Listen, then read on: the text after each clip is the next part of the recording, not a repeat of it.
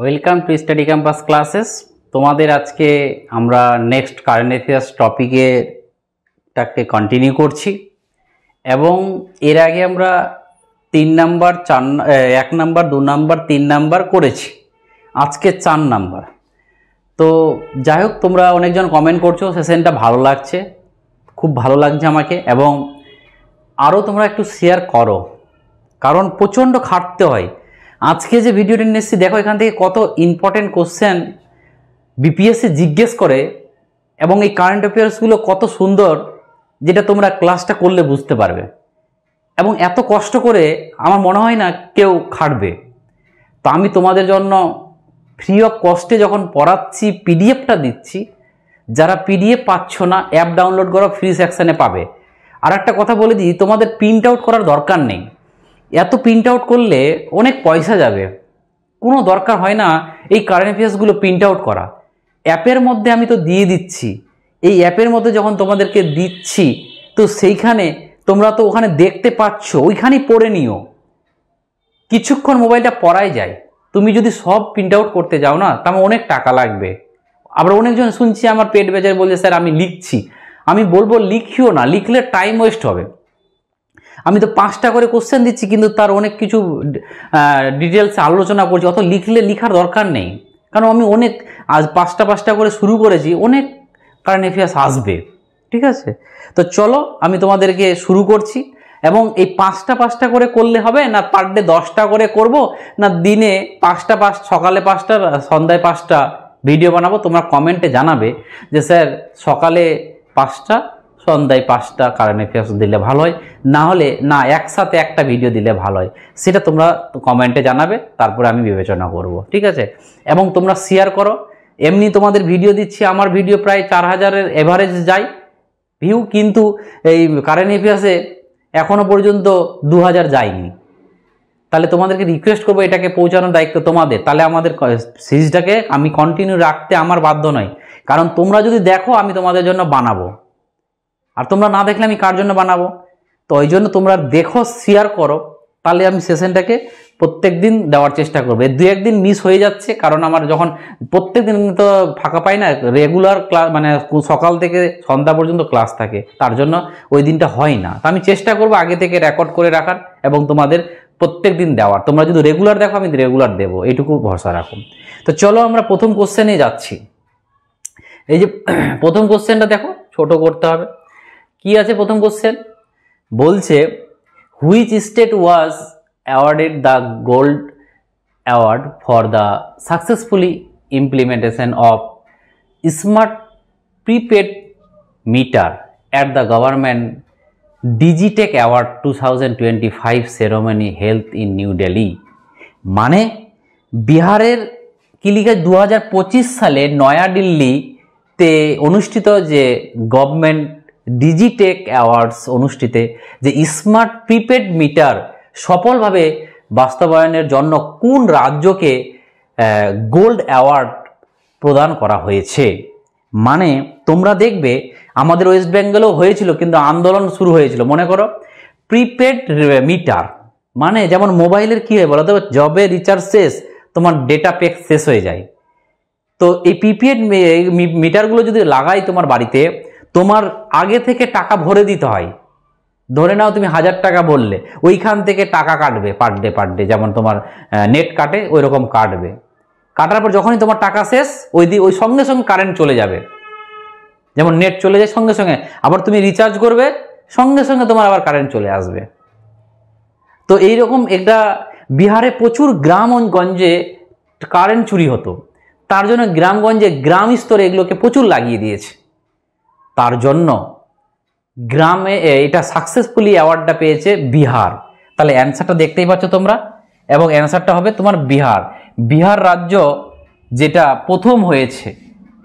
তাহলে এটাও পরীক্ষায় দেবে যে এটার নাম কি স্মার্ট প্রিপেড মিটার, এটা প্রজেক্টটা কার? বিহারের। কে টপ হয়েছে? যেটা আমাদের দিল্লিতে অনুষ্ঠিত হয়েছে, সেটা হচ্ছে আমাদের বিহার। তো খুবই ইম্পর্ট্যান্ট, যেহেতু বিহারের রেসপেক্টে আমরা এখন বিহারের কারেন্ট অ্যাফেয়ার্স পড়ছি। ঠিক আছে, কি বলছে দেখো, বিহারের দ্বারা 2025 সালে 18ই মার্চ নয়াদিল্লিতে অনুষ্ঠিত যে গভর্নমেন্ট ডিজিটেক অ্যাওয়ার্ড 2025 অনুষ্ঠানে যে বিহার রাজ্যকে স্মার্ট প্রিপেড মিটার সফলভাবে বাস্তবায়নের জন্য digital transformation liver in public sector বিভাগে গোল্ড অ্যাওয়ার্ড প্রদান করা হয়েছে। তারপরে কি আছে, উদ্যোগের মূল বৈশিষ্ট্য, নেতৃত্ব বিহার স্টেট পাওয়ার হোল্ডিং কোম্পানি লিমিটেড, একটা এই কোম্পানিটা বিহারের ইলেকট্রিসিটিটাকে দেখাশোনা করে, তারাই এটাকে করেছে। এর লক্ষ্য কি, এই গ্রাহকদের ক্ষমতায়ন, বিল্ডিং প্রক্রিয়া, স্বচ্ছতা বা শক্তি, এক কথায় কিছুই না। বিহারের প্রচুর কারেন্ট চুরি হতো, এই কারেন্ট যদি চুরি না হয় তার জন্য এগুলো করেছে, আর কিছু না। এই মিটারে কারেন্ট চুরি করতে পারে না কেউ, ঠিক আছে। তো যাই হোক, তোমরা এগুলো একটু দেখে নিও, কারণ আমি অনেক কিছু দিয়েছি, সব পড়লে টাইম লাগবে, কারণ তোমাদের পিডিএফটা তোমরা নিজেরা পড়বে, তো এই অ্যাডিশনালগুলো পড়বে, যেগুলো যেগুলো ইম্পর্টেন্ট আমি অবশ্যই বলে যাব।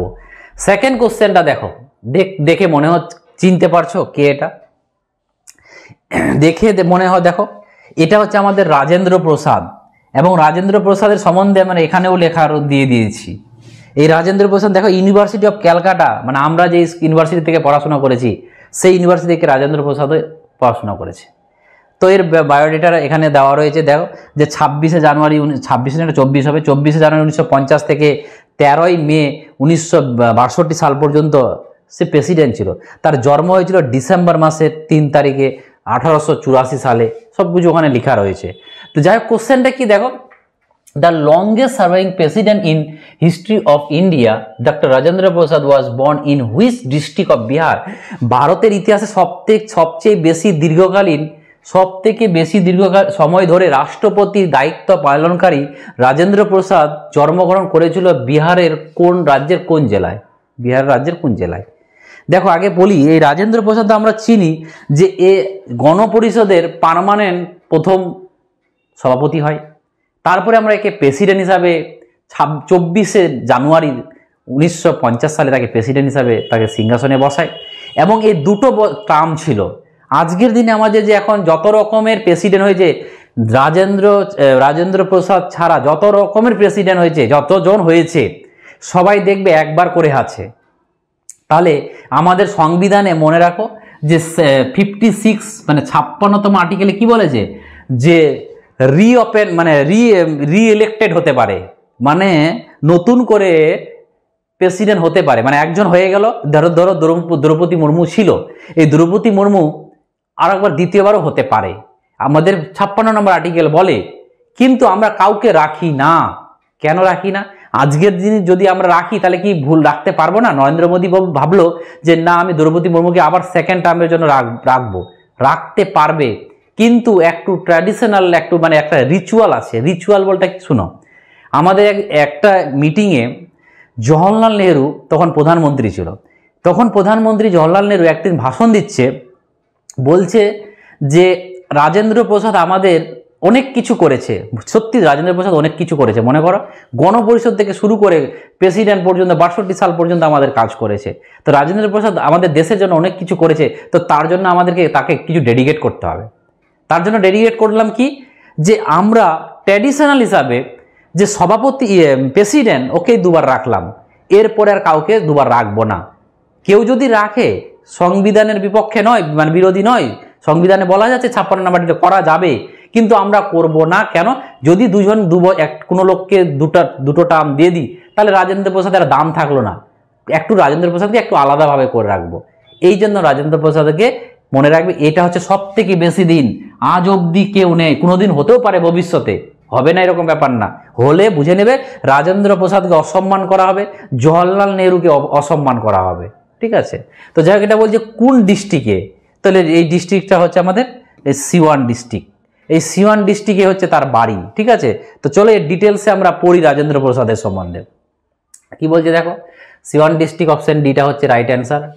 বলছে ভারতের ইতিহাসে সব থেকে দীর্ঘকালীন সময় ধরে রাষ্ট্রপতির দায়িত্ব পালনকারী ডক্টর রাজেন্দ্র প্রসাদ জন্মগ্রহণ করেছিল বিহার রাজ্যের সিওয়ান জেলাতে, এবং বিস্তারিত তার আলোচনাগুলো দেখে নাও।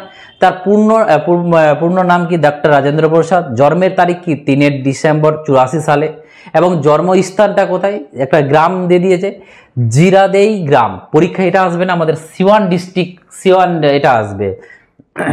প্রথম রাষ্ট্রপতি তিনি তিনি স্বাধীন ভারতের প্রথম রাষ্ট্রপতি ছিলেন এবং কার্যকাল মেয়াদগত ছিল 50 সাল থেকে 62 সাল পর্যন্ত 2 দফায় রাষ্ট্রপতি ছিলেন। এবং এর বিশেষত্ব কি ছিল, তিনি একমাত্র ব্যক্তি যিনি পরপর 2 বার রাষ্ট্রপতি হিসেবে নির্বাচিত হয়েছিলেন এবং টানা 12 বছর এই পদে ছিলেন, যা এখনো পর্যন্ত সবথেকে মানে দীর্ঘ সময়। এটা থাকবে না, তো এটা ট্র্যাডিশনাল আছে। তারপর কি আবেদন কি ভারতের অবদান কি, ভারতের স্বাধীনতা আন্দোলনের সক্রিয় ভূমিকা পালন করেন এবং কংগ্রেসের গুরুত্বপূর্ণ একজন নেতা ছিল। এই এত কিছু আজকে বললাম, আরও বলবো রাজেন্দ্র প্রসাদ নিয়ে। কেন রাজেন্দ্র প্রসাদ, যখন আমি পেড ব্যাচে বিহার স্ট্যাটিক মানে বিহার স্পেশাল আমি জিকে করাবো, ইতিহাস করাবো, বিহার স্পেশাল জিওগ্রাফি করাবো, সেখানে এদের সম্বন্ধে ভালো কিছু করব। নেক্সট কি আছে দেখো, যে মুখ্যমন্ত্রী গ্রাম আবাস যোজনা এই was first launch by which state, মানে বলছে মুখ্যমন্ত্রী গ্রাম আবাস যোজনাটা প্রথম কোন রাজ্যে চালু করা হয়েছিল, তাহলে সেটা হবে বিহার। এটা কি যেমন আমাদের মমতা দেয় না, এক কথায় মমতা নিজে দেয় না, প্রধানমন্ত্রী আবাস যোজনার সংমিশ্রণে দেয়, রাজ্য কিছু টাকা দেয়, কেন্দ্র কিছু টাকা দিয়ে এটাকে দেয়। ওইরকম বিহার সরকারও রাজ্যও দেয়, কেন্দ্র দেয়, এবং যোজনাটার নাম হচ্ছে মুখ্যমন্ত্রী গ্রামীণ আবাস যোজনা, যেটা প্রধানমন্ত্রী গ্রামীণ আবাস যোজনা আছে না, সেটার মতনই। তো দেখো উত্তর কি, বিহার। মুখ্যমন্ত্রী গ্রামীণ আবাস যোজনা প্রথম চালু হয়েছিল বিহারে, এবং এর কি আছে, যোজনার নাম কি, মুখ্যমন্ত্রী গ্রামীণ আবাস যোজনা, যেটাকে MGAY বলা হয়। তারপরে চালু করেছে কি বিহার রাজ্য সরকার। চালু হওয়ার বছর কত, 2015 সাল থেকে শুরু হয়েছে, এটাও জানতে হবে। উদ্দেশ্য কি, গ্রামীণ অঞ্চলে গরিব এবং গৃহহীন মানুষদের জন্য পাকা ঘর নির্মাণের সুযোগ করে দেওয়া, এটা আমরা জানি। এবং লক্ষ্য গোষ্ঠী কি, যেসব পরিবার জাতীয় আবাস যোজনার আওতায় আসেনি কিন্তু গৃহহীন বা খুবই দুর্বল ঘরে বসবাস করছে, তাদের এই যোজনার মাধ্যমে সহায়তা করা। এবং সহযোগিতা কি, এই প্রকল্পটি বিহার সরকারের নিজস্ব প্রকল্প হলেও অনেক সময় এটি প্রধানমন্ত্রী গ্রামীণ আবাস যোজনার পরিপূরক হিসাবে কাজ করে, এবং এই যোজনার মাধ্যমে হাজার হাজার পরিবার একটি নিরাপদ বা সম্মানজনক বাসস্থানের সুযোগ পেয়েছে। ঠিক আছে, চলো নেক্সট। তারপরে 19 নাম্বার কোশ্চেনে যাব, খুবই ইম্পর্টেন্ট। তার আগে আমি তোমাদের বলে দিই যে আমাদের ন্যাশনাল যদি বলা হয়, যে কোশ্চেনটা আগে পড়ি তারপর আমি বুঝাচ্ছি, যে according to the first ever riverine dolphin estimation report, which state in India has the second highest dolphin population, মানে বলছে ভারতের প্রথম নদী ডলফিন গণনা প্রতিবেদন অনুযায়ী কোন রাজ্যটি ডলফিন সংখ্যার দিক থেকে দ্বিতীয় স্থান করেছে। মানে একটা কথা যে ডলফিনের একটা সেন্সাস হয়েছে, এই ডলফিনের সেন্সাসটাতে সেকেন্ড কে, আমরা তো বিহারকে নিয়ে পড়বো, তো বিহার হচ্ছে সেকেন্ড। দেখো ইউপি আমরা পড়বো, সব থেকে বেশি কে আছে, টোটাল কত আছে, ইউপি। দেখো ইউপিতে টোটাল কতগুলো আছে, 3453টা, সরি আছে কতটা, 2397টা। বিহারে আছে 2220টা। তারপর ওয়েস্ট বেঙ্গলেও আমাদের ডলফিন আছে, যেটাকে তোমাদের কোশ্চেন অ্যাকোয়াটিক, আমাদের হচ্ছে ন্যাশনাল অ্যাকোয়াটিক অ্যানিমেল কি, ন্যাশনাল অ্যাকোয়াটিক অ্যানিমেল হচ্ছে আমাদের কি, ডলফিন। তো এখানে বলছে দ্বিতীয় কে, তাহলে দ্বিতীয় কি হবে, বিহার হবে। তাহলে খুবই ইম্পর্টেন্ট এই ডলফিনের ব্যাপারটা। কেন, কারণ ডলফিনের সম্বন্ধে আমাদের অনেক কিছু জানতে হবে বিহারে, কারণ ডলফিন রিজার্ভ ইন্ডিয়াতে এক জায়গায় আছে, বিহারে আছে, তার জন্য আমাদের কিন্তু জানতে হবে। তো চলো আমরা ডলফিনের সম্বন্ধে জানতে শুরু করি। ভারতের প্রথমবারের মতো পরিচালিত যে নদী ডলফিন গণনা প্রতিবেদন অনুযায়ী বিহার রাজ্যে নদী ডলফিনের সংখ্যা হচ্ছে কি দ্বিতীয়, এবং সর্বোচ্চ আমরা দেখলাম উত্তরপ্রদেশ, দ্বিতীয় সর্বোচ্চ হচ্ছে বিহার। তাহলে সঠিক উত্তরটা কি হবে, বিহার হয়ে গেল। এবং প্রতিবেদনের নাম কি, যে প্রতিবেদন মানে এক কথায় সেন্সাসটার নাম কি, ভারতের প্রথম নদী ডলফিন গণনা। এখানে সমুদ্র ডলফিনের কথা বলা হচ্ছে না, নদী ডলফিনের কথা বলা হচ্ছে। এবং মোট ডলফিনের সংখ্যা কত, 6327টি। অ্যাকচুয়ালি এই সেন্সাসটা হয়েছিল তোমার 21 থেকে 23 সালের মধ্যে, আর এই মার্চ মাসে 25 সালে তার রিপোর্টটা বেরিয়েছে, তার জন্য ইম্পর্টেন্ট এটা। তো তো মনে রাখবে উত্তরপ্রদেশ 2397টা, বিহার 2220টা, পশ্চিমবঙ্গ 815টা এবং আসাম হচ্ছে 635টা। এবং এই গবেষণা সরকার কবে থেকে, টাইম পিরিয়ডটা কত, 21 থেকে 23 সালের ডেটা অনুযায়ী করা হয়েছে। এবং গবেষণার ক্ষেত্রে কি 8টি রাজ্যের কতটি নদী, 28টি নদী, 8টি রাজ্যের 28টি নদীকে নিয়ে গণনা করা হয়েছে। এবং মোট পরিসর কত, সেটা এলাকাটা কত, 8500 কিলোমিটার। এবং গঙ্গা নদী, দেখো গঙ্গা নদীর ডলফিন সম্পর্কে কিছু জানতে হবে। দেখো বৈজ্ঞানিক তার নাম দেওয়া আছে, যেটা আমাদের সায়েন্টিফিক নেম। তাহলে তোমরা দেখে নেবে ডলফিনের সায়েন্টিফিক নেমটাও দেখে নেবে, এটাও পরীক্ষায় আসতে পারে। এবং স্থায়ী নামকে সুসু বলা হয়, ঠিক আছে, এর আগে আমি বলেছিলাম তোমাদের।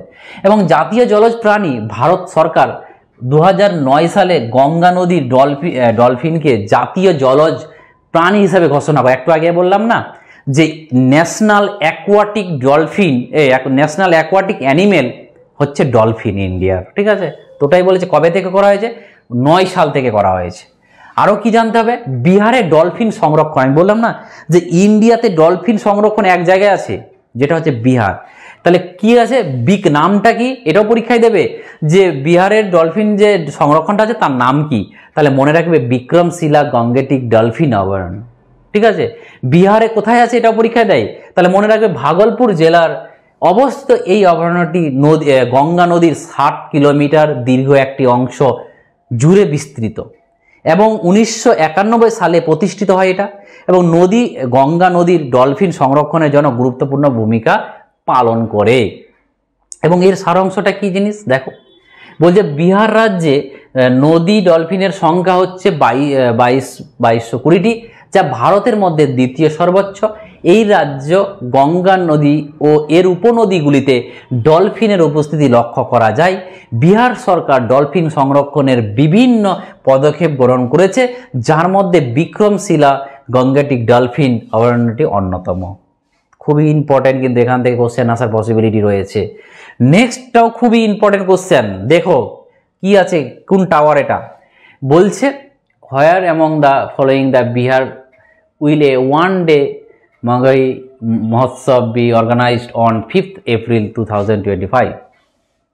2025 সালে 5ই এপ্রিল বিহারের একদিন ব্যাপী যে মগই মহোৎসব কোথায় পালন করা হয়েছে, সেটা হবে, অ্যান্সারটা হবে কি, বাপু টাওয়ার পাটনা। এই যে বাপু টাওয়ার পাটনা, এটা কোথায় হয়েছে দেখাচ্ছি। টাওয়ারটা দেখতেই পাচ্ছ, বাপু টাওয়ার। এই যে দেখো গান্ধীজির একটা মাথায় দেখতে পাচ্ছ, এটা একটা গান্ধীর ছবি আছে। এই টাওয়ারটার নাম হচ্ছে আমাদের এটা, যার নাম হচ্ছে কি বাপু টাওয়ার পাটনা। এই বাপু টাওয়ার পাটনার সম্বন্ধে একটু বলে দিই, কোথায় আছে সেটা তো আমি বলবোই। এর হাইট হচ্ছে তোমার 120 কিলোমিটার, 120 মিটার, ঠিক আছে। এবং এটা যদি বলা হয় কত কোটি টাকা খরচ হয়েছে জানো এটা বানাতে, 129 কোটি টাকা খরচ হয়েছে এটা বানাতে। এবং দেখো 6-7 তালার মতন আছে, 1 2 3 4 5 6 7, 7টা ফ্লোর আছে, ঠিক আছে। তো যাই হোক, এখানে আমাদের একটা মহোৎসব মানানোর পরিকল্পনা করেছিল এবং করেছিল, যেটা হচ্ছিল কত, 5ই এপ্রিল। তো এর ডিটেলস সম্বন্ধে আমরা আলোচনাটা করে দেব। দেখো বলছে বাপু টাওয়ার পাটনাতে হলো অ্যান্সারটা। তো দেখে নাও কি বলছে, 2025 সালে 5ই এপ্রিল বিহারের পাটনায় একদিন ব্যাপী যে মগই মহোৎসবে অনুষ্ঠিত হয়েছিল তা বাপু টাওয়ারে। এবং অনুষ্ঠান স্থলটা কোথায়, বাপু টাওয়ার, যেটা হচ্ছে কি গর্দানীবাগ পাটনা। পরীক্ষায় মনে দেয় যে এটা টাওয়ারটা কোথায় আছে, গর্দানীবাগ আছে, পাটনার গর্দানীবাগে আছে, ঠিক আছে। এবং এটি কিন্তু বাপু অডিটোরিয়াম নয়, অনেকজন বাপু অডিটোরিয়ামের সাথে গুলিয়ে দেয়, ওই জন্য আমি লিখে দিলাম বাপু অডিটোরিয়াম নয় এটা, ঠিক আছে। আর কি কি জানতে হবে, এখানে এই সময়কালটা কি ছিল, 9টা থেকে 7টা পর্যন্ত হয়েছিল। এবং উদ্বোধনটা কে করেছিল, কেন্দ্রীয় মন্ত্রী জিতন রাম মাঝি। মনে রাখবে তাহলে যে জিতন রাম মাঝি কেন্দ্রীয় মন্ত্রী কোথাকার আছে, বিহারের আছে, এটাও তোমার কাজের জিনিস, ঠিক আছে। এবং এখানে কিছু কিছু আরও অ্যাওয়ার্ড দেওয়া হয়েছিল, যেগুলোর নাম আমি দিয়ে দিই। অনুষ্ঠানে নালন্দা সিল সম্মান বা মগছা সম্মান, এগুলো দেওয়া হয়েছিল। তো এটা ছিল আজকের দিনে ইম্পর্টেন্ট। এবং তোমাদের কেমন লাগলো ভিডিওটা সেটা তোমরা জানাবে, ঠিক আছে। কারণ তোমরা দেখছো ঠিকই, কিন্তু কমেন্ট করছো না, লাইক করছো না এবং শেয়ার করছো না। আমি বলবো যারা ভিডিওগুলো দেখছো প্রত্যেকজন দেখে নেবে যে সাবস্ক্রাইব করা আছে কিনা, তাহলে সাবস্ক্রাইবটা করে নেবে। কারণ তোমাদেরকে যখন আমি কিছু দিচ্ছি তাই তোমাদের কাছ থেকে তো আমার পাওয়ার অধিকার আছে, তাহলে এইটুকু দিও এবং শেয়ার করো। এবং যারা যারা কোর্স নিতে চাইছো তারা এখনও মানে কোর্স ওপেন রয়েছে, তো যারা যারা কোর্স নিতে চাইছো, কারণ এগুলো আমরা যে এইরকম আমরা গোটা কারেন্ট অ্যাফেয়ার্স তো এবার তোমাদের ফ্রিতে তোমরা দেখতে পাচ্ছ আমার ক্লাস, আমি তো পেড ব্যাচের ক্লাস এখানে দেখতে পাচ্ছ না, তো এরকম ইতিহাস ভূগোল সব কিছু ইতিহাস ভূগোল সায়েন্স এইরকমই আমরা একদম খুলে পড়াই। তাহলে যদি প্রিপারেশন ভালো নিতে চাও, তোমরা দেখতে পেলে পেপারে যে কত টাফ হবে নাকি কোশ্চেন, তার জন্য কোশ্চেন টাফ হতে গেলে তোমাকে একমাত্র কি পড়তে হবে ভালো সাবজেক্ট এবং জেনারেল নলেজ। আর জেনারেল নলেজ যদি পড়তে হয় আমাদের কাছে এসো, তোমাকে এর থেকে ভালো গাইডেন্স পাবে না, এইটুকু বলবো। ঠিক আছে, যদি বাংলার ছেলে মেয়ে থাকো তাহলে আমি বলবো এর থেকে ভালো গাইডেন্স কোথাও পাবে না। ঠিক আছে, তো চলো যারা যারা সাবস্ক্রাইব করনি করে নাও, আর আমাকে জানাও যে আমরা ভিডিওটা কেমন লাগলো। যদি কোনো খারাপ লাগে বা কিছু লাগে সেটা বলবে, আমি চেঞ্জ করার চেষ্টা করব। Thank you.